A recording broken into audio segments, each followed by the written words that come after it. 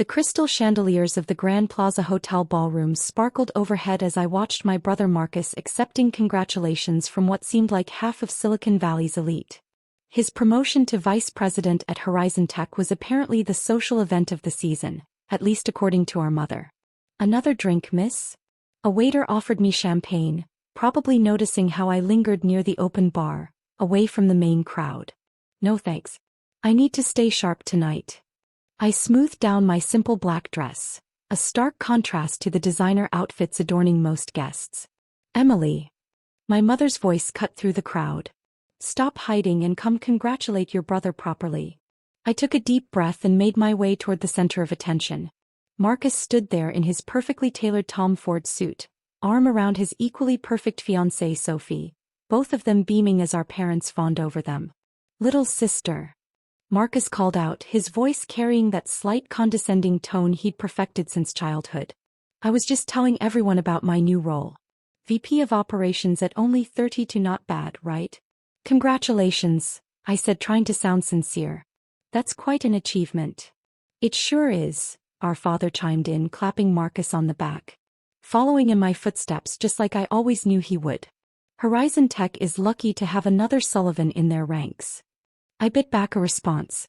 Dad had been Horizon CEO for 15 years before retiring last year, paving the way for Marcus's meteoric rise through the company ranks. The same company that had rejected my application for an entry-level position 3 years ago, despite my double major in computer science and business from MIT. "And what are you up to these days, Emily?" Sophie asked, her smile not quite reaching her eyes. "Still doing that consulting thing?" Before I could answer, Marcus laughed. "Oh, I'm still trying to figure things out. You know how it is, not everyone can handle the corporate world." "Actually," I started, but Mom cut me off. "Emily's just taking her time finding her path," she said quickly, as if my lack of a prestigious corporate title was something to be explained away. "Not everyone can be as focused as Marcus." I felt my phone buzz in my clutch. A message from David, my assistant. "Everything's set for Monday. Board approved unanimously." "Speaking of focus," Marcus continued, clearly enjoying his moment, "I'll be leading Horizon's new AI initiative. Dad, remember when Emily tried to pitch you that ridiculous AI project back in college? What was it? Automated decision-making systems." Dad waved his hand dismissively. "Some theoretical nonsense. Nothing practical for the real business world." "At least I'm not a loser like you," Marcus smirked, raising his champagne glass. "Always chasing pipe dreams instead of doing real work." The room seemed to go quiet, though the party continued around us. 3 years of secrets, of working in the shadows, of building something they couldn't begin to understand, it all led to this moment. I reached into my clutch and pulled out my company ID badge. Not the consultant badge they thought I had, but my real one. "Actually," I said, holding it up so they could all see the title clearly, "I'm your new CEO." Marcus's champagne glass slipped from his fingers, shattering on the marble floor. The splash of expensive champagne across his Italian leather shoes went unnoticed as he stared at my badge. What is this?" Dad sputtered, grabbing the badge from my hands. There it was in bold letters. "Emily Sullivan, Chief Executive Officer, NextGen Systems." "NextGen?" Sophie whispered. "The company that just bought controlling interest in Horizon Tech?" I smiled, remembering all those nights I'd spent building NextGen from scratch, developing the very AI systems my family had dismissed as theoretical nonsense. The same systems that had revolutionized corporate decision-making and caught the attention of major investors. "That's right," I confirmed. "As of Monday morning, I'll be overseeing all of Horizon's operations, including the AI initiative." I turned to Marcus, whose face had gone pale. "I hope you're ready to present your ideas to the board. I hear the new CEO is quite demanding." Mom grabbed Dad's arm for support. "But how? When? Remember that consulting thing I've been doing? That was just a cover. I've spent the last 3 years building NextGen, developing and patenting the AI technology that Dad said would never work." I paused, enjoying the shocked silence. The same technology that just made me the youngest female CEO in Silicon Valley. The irony wasn't lost on anyone. The daughter they'd dismissed as unfocused had secretly built an empire right under their noses. "This is a joke, right?" Marcus finally found his voice. "There's no way you could have." I mean, you're just what, Marcus? A loser? A pipe dreamer? I picked up a fresh champagne glass from a passing waiter. Maybe you should check your company email. The official announcement goes out tonight. As if on cue, phones around the room started buzzing. The news was breaking. Next-Gen Systems, the mysterious tech company that had been making waves in the industry, had acquired Horizon Tech in a $4.2 billion deal. And its founder and CEO? The youngest daughter of former Horizon CEO Richard Sullivan. To new beginnings, I said, raising my glass. I'll see you in the office on Monday, Vice President Sullivan. Monday morning arrived with the weight of anticipation. I stood in my new office, Dad's old office, on the top floor of Horizon Tech's headquarters, watching the sunrise paint the city skyline in shades of gold. The same view he'd enjoyed for 15 years, looking down on everyone else, including me.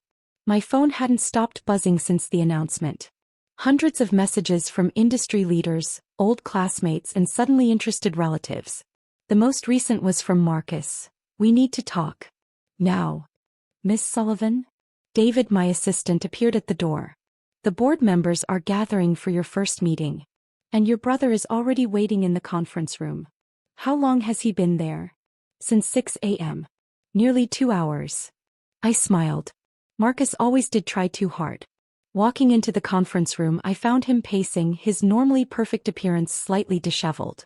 He spun around when I entered. How could you do this? He demanded. Going behind our backs, secretly buying the company? Interesting, I replied, setting my laptop down. That's exactly what I asked Dad 3 years ago when he blocked my hiring despite the HR department's recommendation. Marcus faltered. That was different. We were protecting you from Dash. From what? Success? Recognition? Or was it from threatening your carefully planned rise to the top? The door opened as board members began filing in. Marcus lowered his voice. Look, Em, we can work something out. Maybe co-CEO positions? I have the experience, the connections, Dash. You have Dad's connections, I corrected him. And they're not running things anymore. The boardroom filled quickly. 12 pairs of eyes watched us intently, the Sullivan siblings, now on opposite sides of the corporate power structure. I took my place at the head of the table where Dad used to sit.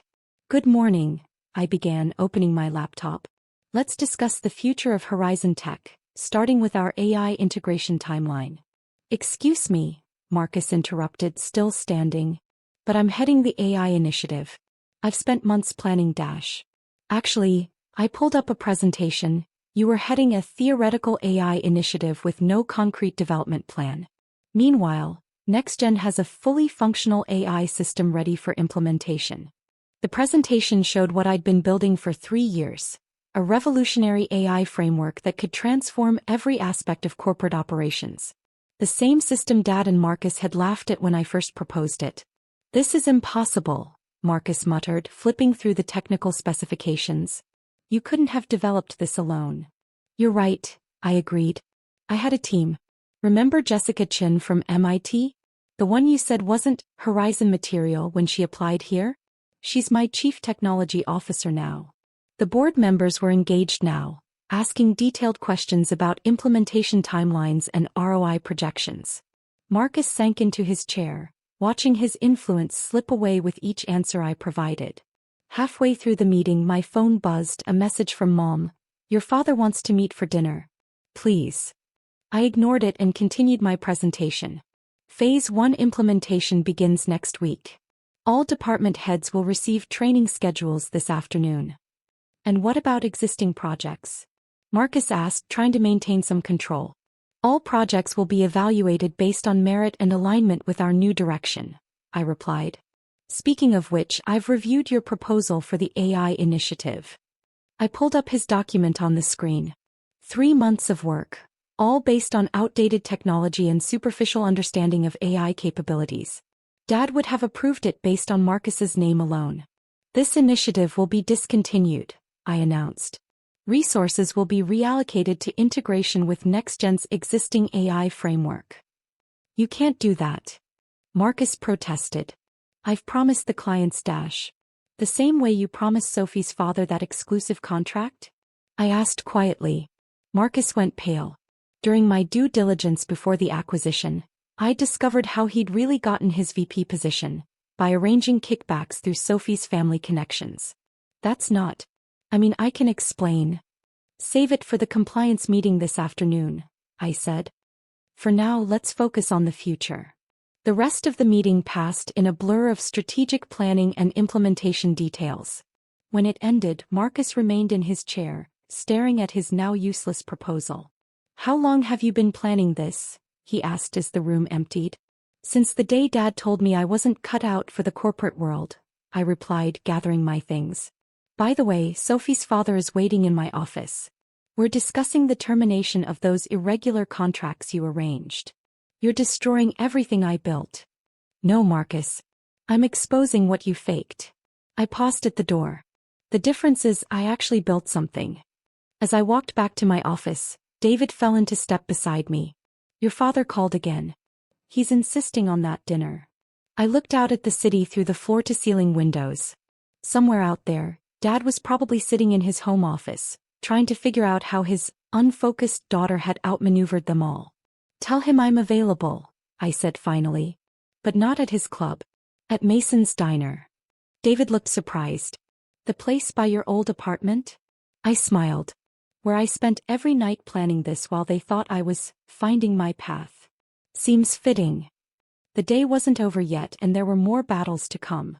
But for now, I had the satisfaction of knowing that every dismissive comment, every condescending smile, had only fueled my determination to succeed. Mason's diner looked exactly as it had 3 years ago, worn leather booths, flickering neon signs, and the perpetual smell of coffee and French fries. I'd chosen booth 23, my regular spot during those long nights of coding and planning.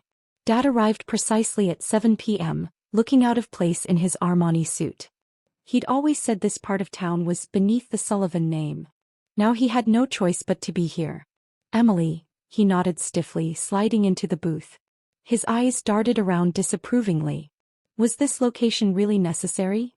I thought you might appreciate seeing where your new boss built her company. I waved to Annie, the waitress who'd kept me caffeinated during countless late nights. The usual, please. Your mother's worried sick, Dad started. Marcus came home completely destroyed. I interrupted. Like how I felt when you blocked my career at every turn. Or when you told the venture capital firms not to waste their time on my hobby project? I was protecting you. He leaned forward, lowering his voice. The corporate world is brutal. You weren't ready. No, Dad. You were protecting Marcus. Your legacy. Your outdated way of doing business. Annie arrived with my coffee and a plate of fries. The usual midnight special, she smiled. Though it's a bit early today. Thanks, Annie. Those midnight specials helped build a billion-dollar company. Dad's face tightened. About the company. These changes you're making, dissolving Marcus's division, canceling contracts with our oldest partners. You mean the partners who got preferential treatment because of golf club memberships? Or Sophie's father's kickback scheme? He paled. You can't prove . Actually, I can. NextGen's AI system doesn't just streamline operations, it also identifies irregular patterns in contracts, payments, and relationships. Quite enlightening when applied to Horizon's records. You destroy your own brother's career? Marcus destroyed his own career. I'm just exposing it. I pushed the plate of fries toward him. Want some? You always said they were too greasy. He ignored the offer. What do you want, Emily? Money? A public apology? Name it. I want you to understand something. I pulled out my old notebook, worn and coffee-stained from those diner nights. Every time he said I wasn't good enough, I wrote down another feature for my AI system. Every time Marcus mocked my ideas, I coded another algorithm. When you blocked my hiring at Horizon, I decided to build something better than Horizon. I opened the notebook to show him the early sketches of what would become NextGen's core technology. You didn't protect me from the corporate world, Dad. You motivated me to revolutionize it. His hands shook as he turned the pages. These designs, they're dated 3 years ago. You were planning this all along. I learned from you, Dad. Always think 10 steps ahead, remember? That's what you taught Marcus. I just listened better. The diner's bell chimed as new customers entered. I glanced up to see Marcus and Mom walking in exactly as planned. Right on time, I murmured.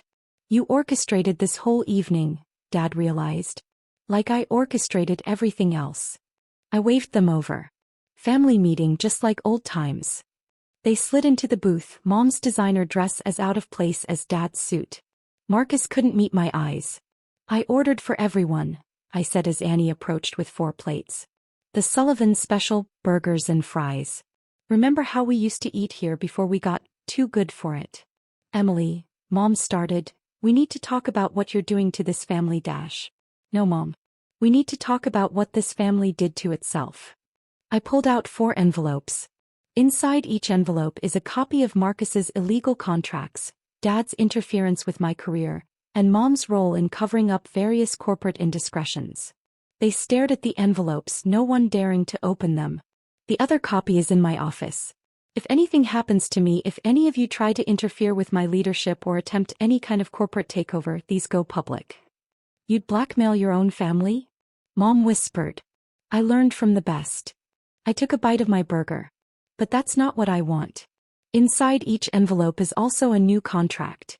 Legitimate roles within the restructured company, based on actual qualifications.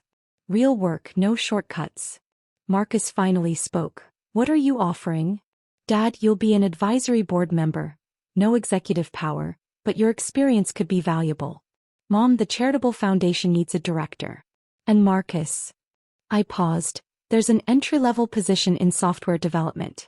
If you actually want to learn about AI, now's your chance. Entry-level. He sputtered. I was a VP. And now you can earn it legitimately. I finished my coffee. You have until tomorrow to decide. After that, I start filling these positions externally. Dad picked up his envelope, his hand steady now. You've thought of everything. I had 3 years to plan while you were all underestimating me. I stood up, dropping cash on the table. Annie's tip jar paid for my first laptop. Seems right to keep supporting it. As I turned to leave, Dad called out, Emily, wait. Are we still family? I looked back at them, the mighty Sullivans, sitting in a diner booth with untouched burgers and life-changing envelopes. That depends on you. I'm not the angry daughter anymore, Dad. I'm not the little sister, Marcus. And Mom, I'm not the disappointment you need to explain away at charity galas. I straightened my jacket. I'm Emily Sullivan, CEO of Next Gen Horizon Technologies. And for the first time, that's enough. Walking out into the night, I heard Annie call. Same time tomorrow? I smiled. Not tomorrow, Annie. But keep booth 23 ready. Something tells me my family might need a place to learn humility. The neon sign flickered behind me as I left, casting alternating light and shadow. Just like the legacy I'd built, not in my father's image but in spite of it.